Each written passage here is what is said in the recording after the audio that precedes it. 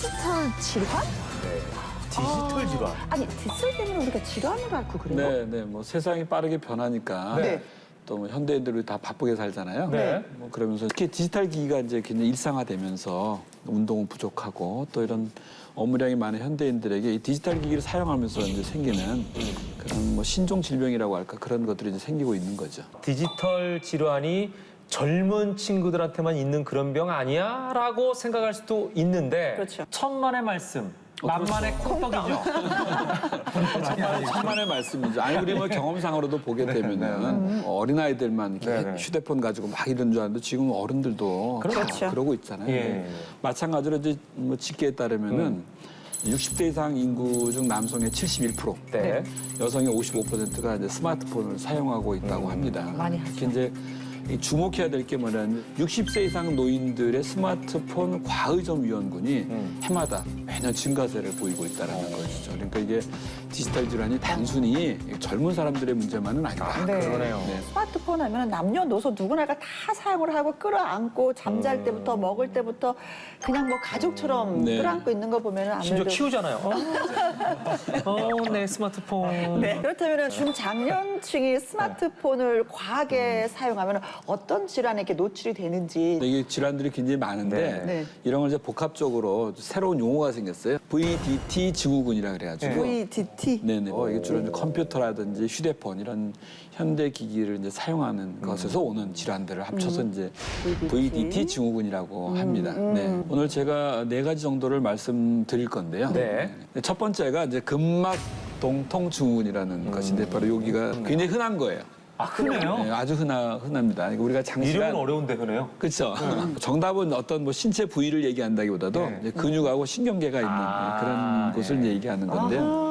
흔히 얘기하면 힘줄, 뭐 네. 인대 이런 데가 이제 과도하게 긴장이 되게 되는 거예요. 그래서 이때 뭐 목이라든지 어깨, 뭐 팔꿈치, 손목 뭐 이런 것을 이제 주로 저리다고 표현을 많이 하시는 거죠. 자, 그러면 두 번째 질환은 또 두 번째, 네, 뭘까요? 요거는 이제 제가 드릴 말이 많은데 일자목 증후군. 아, 네네네. 얘기는 진짜 많이 들었어요. 네. 이게 많이 들으셨죠? 네. 이거는 거북목 증후군이라고 우리 많이 알죠. 근데 사실은 그런 진단명은 없어요. 없어요? 이게 어떻게 거북목 증후군이라는 그런 말 자체가 없는 거예요. 그런 표현이 아예 없어요. 네. 이게 원래는 이렇게 C자형을 그려야 돼요, 목이.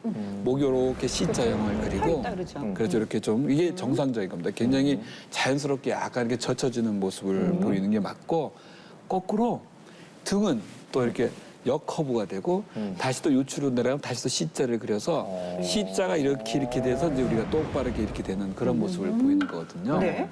근데 이제 우리가 뭘 오래 본다든지 긴장한다든지 그러면은 목이 이렇게 쭉 펴 서요. 목 근육이. 근육 목 자체가 긴장을 하는군요. 그렇죠. 그러니까 엑스를 찍어보니 일자형을 보인다고 하는 거는 이미 그 목 주변 근육에 상당한 긴장이 노출돼 있는 그런 사람들을 의미하는 것이지 이거 자체를 교정해야 되는 줄 아는데 그게 네. 아니고 그렇게 되는 그 상태를 변형을 줘야 된다 그런 말이 되는 거죠. 그러면 저는 또 한 가지 궁금한 게 일자목 증후군은 스마트폰이나 컴퓨터를 많이 하는 그 젊은이층이 더 많지 않을까라고 생각을 네, 하거든요. 네, 네, 근데 왜 중년에 위험한 질환으로 이렇게 뽑혔을까요? 건강보험 빅데이터를 보면은요. 네. 50대가 한 64만 3천 명으로 한 23.8%. 50대가. 제일 많아요. 네. 그리고 40대가 56만 5천 명으로 한 26%. 지금 누님이 그러니까 이게 본인이 제일 많다고 지금 은근히 자랑처럼 얘기하셨어요. 그 자랑이 아닌데 나잖아. 여기서 보면은 우리 나이 때가 이제 많아요.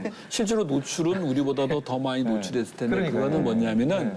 우리가 이제 나이가 들수록 목 근육의 그런 그 탄력이라든지 이게 좀 떨어지니까 좀 많이 오는 거죠. 아, 남녀 성별로도 분석한 게 좀 있을까요? 네, 있습니다. 있어요? 왜냐면 네. 총 진료 인원이 예. 남성이 한 116만 3천 명, 네. 그리고 여성이 한 153만 3천 명으로 여성이 남성에 비해서 또 한 1.3배 정도 많은 것으로 나와 있어요. 나 여성. 오늘 두 분 특집이에요? 줄이 잘 막히시네. 네. 저도 좀 껴들겠습니다. 네, 저 네. 같은 경우는 다른 통증은 좀 그래도 정말 이 목 통증이나 네. 특히 이제 두통 같은 경우는 정말 이게 곤욕스러운 경우가 많습니다. 같이 연결이 돼서 오는 것 같아요. 이 지긋지긋한 통증.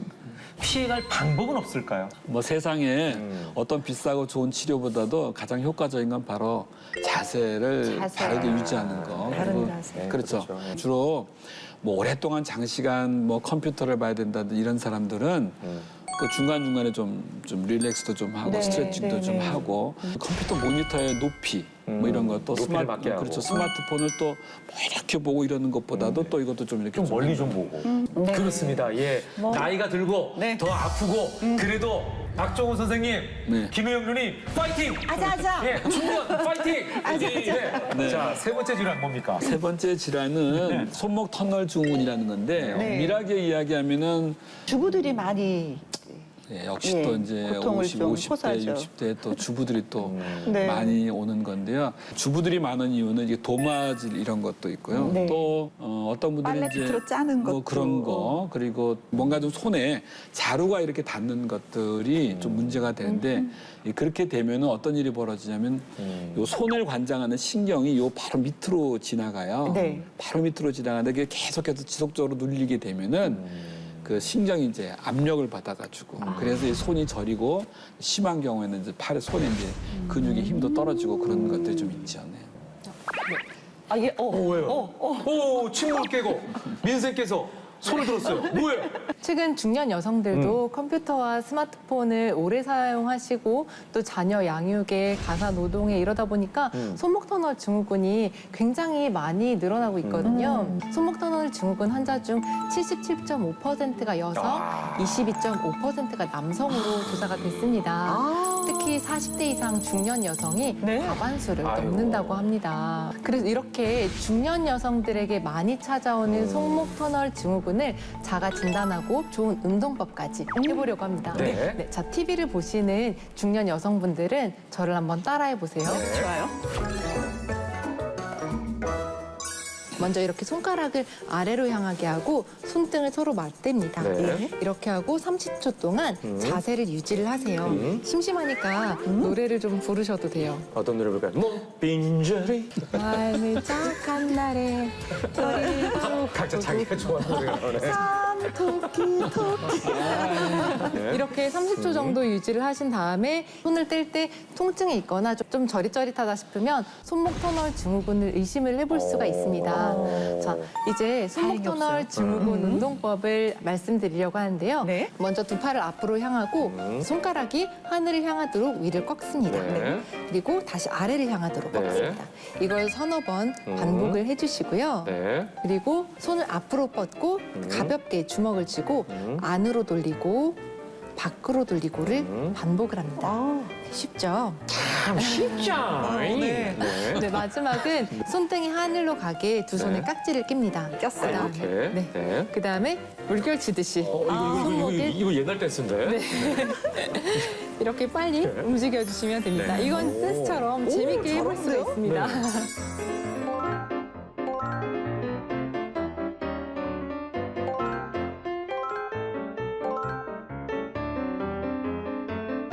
자, 다음 네 번째 질환은 뭔지 박정훈 선생님 알려주시죠. 이제 VDT 증후군의 이제 하이라이트라고 할까. 하이라이트. 뭐. 하이라이트. 요 나머지는 제가 좀 잘 아는데요. 네.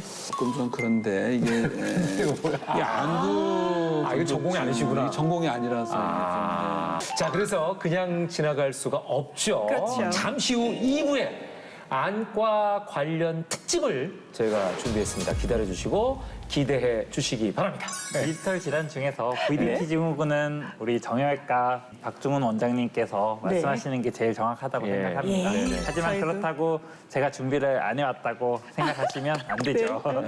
그래서 이 천진난만한 유정선이 준비한 디지털 질환은 네. 디지털 치매입니다. 치매요? 네. 치매, 디지털 치매. 그런 종류가 있나요? 치매가 일반적으로는 기억력 감퇴는 물론 언어 능력, 이해력, 판단력, 사고력과 같은 인지 기능에 다발성 장애가 생겨서 정상적인 생활을 유지하기 힘든 질환이라고 하면은요. 네. 디지털 치매는 우리가 기존에 알고 있는 휴대폰 기기나 이런 디지털 기기에 지나치게 의존을 함으로써 기존의 이제 기억력이나 계산 능력이 크게 떨어진 상태를 말합니다. 다시 말하자면 정보가 필요할 때 네. 두뇌에 저장된 정보를 찾아내려는 그런 노력이 없이 곧바로 전자기기를 이용함으로써 뇌의 기억을 저장하는 메커니즘이 약해지는 것 때문에 발생하는 그런 질환인 것이죠. 근데 이 디지털 치매는 증상을 어떻게 판단하게 되죠? 디지털 치매의 자가 진단법이 있는데요. 네. 제가 준비해봤습니다. 네. 자, 외우는 전화번호가 회사 번호와 본인 번호뿐이다. 자, 두 번째, 주변 사람과의 대화 중 80%는 SNS로 한다. 전날 먹은 메뉴가 생각나지 않는다. 가끔 그런 것 같아요. 4번, 계산서에 서명할 때 빼고 거의 손으로 글씨를 쓰지 않는다. 처음 만났다고 생각한 사람이 전에 만났던 사람인 적이 있다. 저요. 자꾸 같은 얘기를 한다는 지적을 받은 적이 있다. 자동차 내비게이션 장치를 장착한 뒤 지도를 보지 않는다. 몇 년째 사용하고 있는 전화번호가 갑자기 떠오르지 않은 적이 있다. 아는 한자나 영어 단어가 기억나지 않은 적이 있다. 애창곡의 가사를 보지 않으면 노래를 못 부른다. 나 8개나 되는데. 여섯 개 됐어요. 유세, 이거 몇 개에 해당되는 게 문제인가요? 지금 총 10가지 문항 중에 네. 2개 이상에 해당될 경우 진짜요? 근데 이게 총 10가지 문항 중에 2개 이상에 해당되는 경우에는 디지털 치매를 의심을 해볼 수 있다고 조심하라. 네. 조심하기 위해서 뇌를 활발하게 쓰도록 생활 습관을 바꾸는 게 중요할 듯 합니다. 야, 충격이다. 저희 다 조심을 하긴 해야 되겠네요. 다 조심해야겠네. 특히 박종 선생님. 난 8개나 나왔는데. 네. 아니 근데 2개에 빠진 게 신기하네. 뭐가 빠졌어요?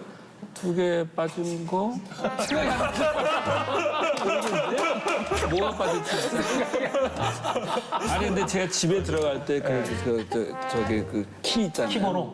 그거가 어느 날 생각이 안 나가지고 30분 넘게 밖에 있다가 딸한테 문자로 그 몇 번이지라고 물어가지고 들어간 적 있어요. 저는 차 번호요. 흔한 거는 어디다 주차했는지 모르는 거는 다반사고. 다반사고. 그래서 공통점이 너무 많은 것 같았어요. 저 역시 디지털 질환 네. 준비를 했습니다. 국년들에게 오는 디지털 질환 중에서 생명을 위협하는 게 있습니다. 혹시 뭔지 아세요? 뭐예요? 바로 사고입니다. 운전 중에 스마트폰 사용은 법적으로 금지가 금지돼 되어 있죠. 있는데요.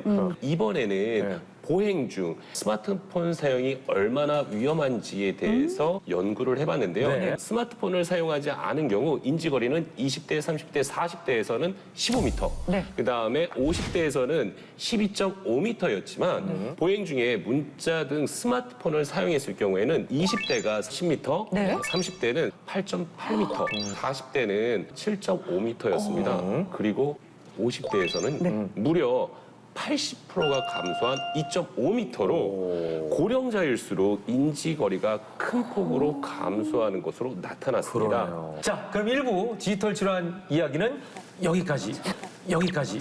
아, 또 들었어요? 저희 친절한 진료실의 시그니처. 네. 뭐예요? 여러분 제발 의사 말 좀 들으세요. 네. 우리 일상이 된 디지털 기기가 우리의 건강을 해치지 않도록 팁을 드리려고 합니다. 네. 디지털 디톡스 첫 번째, 내가 휴식할 수 있는 시간을 가져라. 가끔은 아무것도 하지 않고 멍하니 앉아서 하루 동안의 생각을 좀 정리를 해주시는 것이 좋습니다. 네. 뇌 휴식에 도움이 됩니다. 네. 두 번째, 스마트 기기를 내려놓고 몸을 움직여라. 몸이 튼튼하면 뇌 건강도 따라서 올 수가 있습니다. 밖에 나가서 몸을 움직이세요. 좋네요. 세 번째, 직접 얼굴을 보면서 대화하는 시간을 늘려라. 좋아요를 클릭하면서 쌓은 우정은 오프라인의 관계보다 깊지 않습니다. 그렇죠. 음. 만나고 대화하세요. 마음을 나누세요. 해답은 언제나 단순합니다. 아시죠? 의사 말 좀 들으세요. 아유. 네. 자, 이렇게 1부 디지털 질환에 대해서 얘기를 나눴고요. 2부는 아까 말씀드린 대로 디지털 질환의 최전선, 눈에 대한 이야기를 하려고 합니다. 황반 변성은 도대체 뭔지 네. 좀 더 자세하게 설명해 주세요. 네, 결과적으로는 보려면 초점을 맞춘 영상이 맨 뒤에 필름에 해당하는 이 망막에 맺혀야 되는데 눈에서는 망막의 중간의 황반부에 90%가 다 맺혀요. 망막의 가운데에 지름이 겨우 1.5mm. 1.5mm의 그 지름을 가진 조직이 바로 눈 속의 눈이라고 부르는데요. 이 황반부에 병이 생기는 것, 즉 세포의 변성이 일어나거나 이제 여러 가지 뭐 쌓인다든지 그런 문제가 생기면 황반 변성이라는 게 발생하게 돼요. 눈에서는 가장 최종적으로 제일 중요한 부분에 문제가 생기는 겁니다. 그러니까 변성, 네. 뭐가 변한다는 얘기인 네, 거죠. 변하는 것도 안 좋게 변하는 거예요. 어쨌든 황반 변성에서는 이 색소, 중요한 그 색소의 밀도가 떨어지는데 50대, 60대까지 가면 20대의 절반으로 떨어지기 때문에 심각합니다.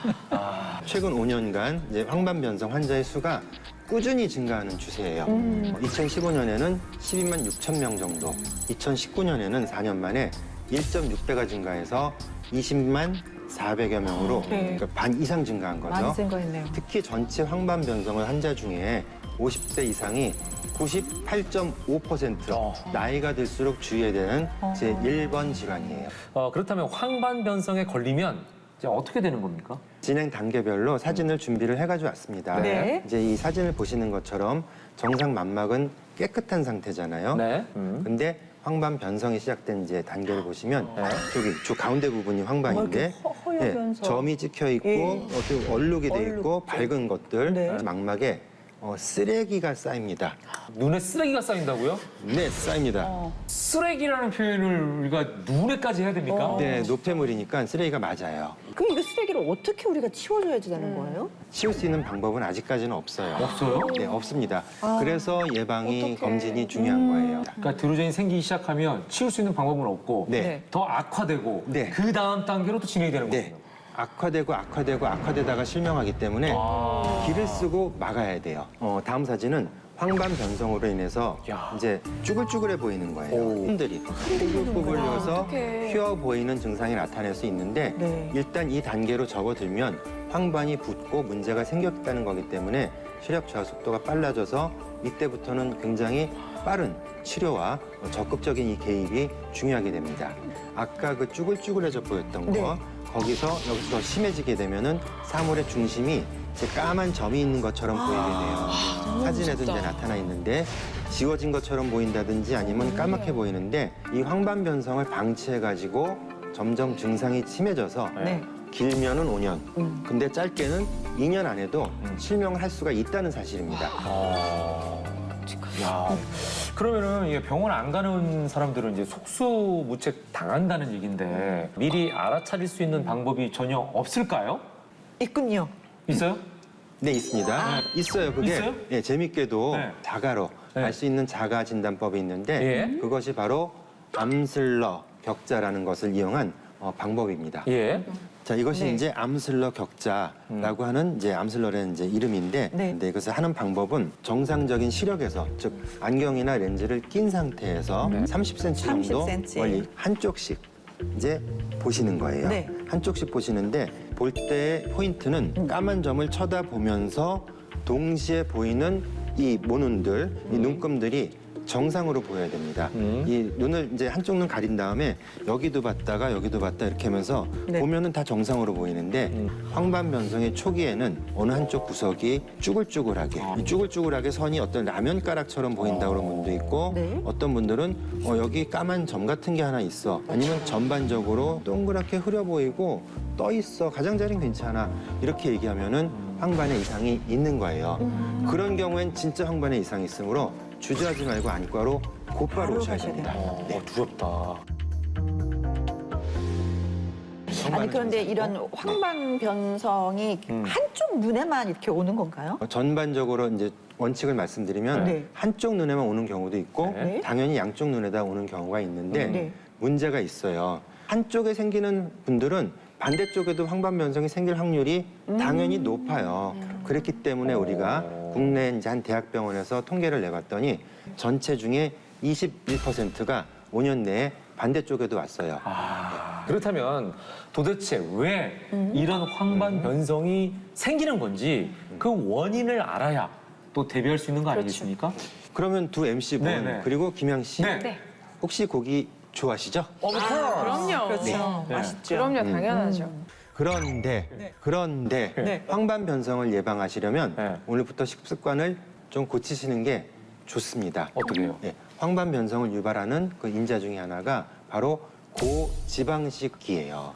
기름이 많은 고지방식. 예. 아무래도 과일이나 채소 대신에 고지방식을 많이 섭취하는 소과된 식습관은 비만이나 고지혈증의 원인이 되기 때문에 네. 그로 인해 고지방식에 의한 유발되는 망막세포의 염증과 산화 스트레스로 인해 황반의 색소 유지에 영향을 줄 가능성이 높다고 합니다. 네. 그리고 제가 찾아보니 비만한 사람이 비만하지 않은 사람보다 황반병성의 위험도가 2배까지 올라가는 연구 보고가 있더라고요. 네. 그리고 기름기 많은 식사를 하는 사람의 경우에는 황반병성에 걸린 위험이 3배가 높다는 연구의 보고도 있었습니다. 네. 황반 변성을 일으키는 또 다른 원인이 있다면 네, 현대인이라면 숨을 들이쉬고 내쉴 때마다 이 만나게 되는 바로 미세먼지. 예. 대기 오염 물질입니다. 이 미세먼지는 이 세계보건기구가 지정한 1급 발암 물질이기도 한데요. 네네. 이 장기간 노출될 경우에는 안구에도 치명적인 영향을 미치는 것으로 나타나 있습니다.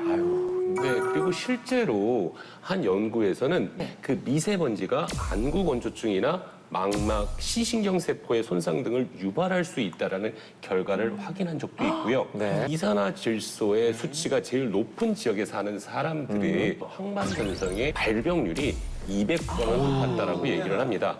또 일산화탄소 수치가 높은 지역에 사는 분들이 역시 황반변성의 발병 위험률이 84%나 증가했다라는 데이터도 있습니다. 아까 요인 이제 말씀드린 지방이라든지 대기 그 오염도 미세먼지. 문제가 되지만 미세먼지. 그래도 역시 가장 큰 원인은 망막의 노화입니다. 우리 생활 속에서 망막의 근데 노화를 가속시키는 몇 가지 요인들이 있는데 네. 그중에서 대표적인 것이 자외선입니다. 아무래도 요즘 같은 여름에는 많은 분들이 자외선 차단에는 신경을 많이 쓰시는 맞아요. 것 같아요. 선크림 잘 바르고 다니시고. 근데 피부를 보호하기 위해서는 자외선 차단제를 꼼꼼히 챙기시면서도 정작 눈은 햇빛에 그대로 방치하시는 분들이 굉장히 많습니다. 이 자외선은 파장 길이에 따라 UVA, B, C 세 가지 종류로 나뉘게 되는데요. 특히 자외선의 90% 이상을 차지한 UVA는 각막을 넘어 수정체와 망막까지 침투를 해서 여러 가지 안질환을 일으키는 원인으로 작용한다고 하니까요. 눈에도 자외선 차단 꼭 기억해 주세요. 자, 이번에는 눈 뜨고도 볼 수 없는 황반 변성의 원인과 관련된 사연을 또 저희가 소개해 드리도록 하겠습니다. 네. 김현욱, 김혜영의 하이퍼리얼리즘 막장 라디오 쇼쇼쇼! 지금 시작합니다. 네. 안녕하세요. 저는 상전 중에 상전, 고3 딸과 중2병 말기 아들의 엄마입니다. 하루를 마치고 침대에 누워서 휴대폰으로 인터넷도 하고 쇼핑도 하다 보면 저도 모르게 스르르르르 스트레스가 풀리더라고요. 그런데 어제는 글쎄요. 앉아? 또 휴대폰 하게? 와, 이거 대박이다. 이거 사야 되는 거야, 진짜? 우와. 저기 저렇게 쌌어? 징하다 징해. 하루 종일 끼고 사는 휴대폰 잘 때까지 보고 싶냐? 아, 왜 또 10이야? 누가 당신 보고 사달라 그랬어? 내가 알아서 살 거야. 돈 얘기가 아니고 이 사람아. 그럼. 휴대폰 그게 눈에 얼마나 안 좋은 건데 밤이면 밤마다 몇 날 며칠 그냥 이래놓고 나중에 눈이 아프네 잘 안 보이네. 어휴, 야, 그냥, 아유. 김현우. 나도 이 시간은 좀 숨 좀 쉬겠다는데 그거 하나 못 봐주니? 아니 나는 당신이 걱정이 돼서. 근데 너는 좀 심했다. 심했어. 됐어. 그리고 나 너보다 한 살 많은 연상이거든. 한 살 가지고 고작 뭘. 나도 좀 쉬겠다는데 저요 너무 서운합니다 하셨네요. 아, 이 남편 말이 맞는 것 같기도 하고. 누나니까 노안이 더 빨리 오니까 걱정했겠죠. 저는 김현욱 선배님이 남편분이 아니시고 시어머니신 줄 알았어요. 예. 아니 블루라이트가 눈에 안 좋은 거 맞지 않습니까? 네, 그렇죠. 네. 이 블루라이트 파장은 자외선하고 비슷한 성질을 갖고 있는데요. 이 파장이 자외선처럼 짧고 이 투과력이 좋기 때문에 눈 맨 뒤에 망막까지 곧바로 도달을 합니다. 그래서 그 효과도 비슷해가지고 자외선하고 마찬가지로 블루라이트에 우리가 눈이 노출이 되면은 화상이 입는 것처럼 망막에도 손상을 줄 수가 있어요. 근데 문제는 여기 있습니다. 이 스마트폰의 블루라이트는 노트북보다 2배, 그리고 TV보다는 5배에 더 이를 수가 있어요. 황반 변성에 걸리지 않기 위해서라도 자외선하고 같이 블루라이트도 같이 피하는 것이 네. 아주 좋습니다. 나쁜 원인은 피한다고 치고 그렇다면 우리가 뭘 어떻게 해야지만이 황반 색소 밀도를 좀 이렇게 높일 수가 있을까요? 대답하기 전에 질문 하나 드릴게요. 네. 시각을 형성하는 필수 영양소 하면 김양 씨는 어떤 게 떠오르세요? 제가 눈 건강에 관심이 많다고 말씀드렸잖아요. 저는 이미 알고 있습니다. 이 문제는 김현욱 씨가 좀 맞춰보셔야 될 것 같아요. 한번 맞춰보세요. 너무 김양 씨, 저를 너무 띄엄띄엄 보시네요. 저도 잘 알죠. 네, 정답은 비타민 A. 아니었어요? 아니에요? 괜히 받장구 쳐줬네. 완전 틀렸어요. 네, 많은 분들이 김현욱 씨처럼 생각하실 수가 있는데요. 네. 황반 변성을 예방하기 위해서는 비타민 A보다 더 중요하게 생각해야 하는 것이 따로 있습니다. 뭡니까? 바로 루테인과 지아잔틴 색소입니다. 루테인과 지아잔틴은 체내에서 자체적으로 생성되지 않기 때문에 섭취를 해서 보충을 해줘야만 황반 색소의 밀도를 높일 수가 있습니다. 아, 그렇군요. 자, 그렇다면은 중요한 게 이제 뭘로 챙겨 먹어야 잘 먹었다라는 소문이 날까요? 루테인하고 지아잔틴은 시금치나 네. 뭐 당근, 깻잎, 케일 같은 녹황색 채소에 풍부한데요. 네. 이런 녹황색 채소보다 특히 또 마리골드에 매우 풍부한 것으로 이렇게 알고 있습니다.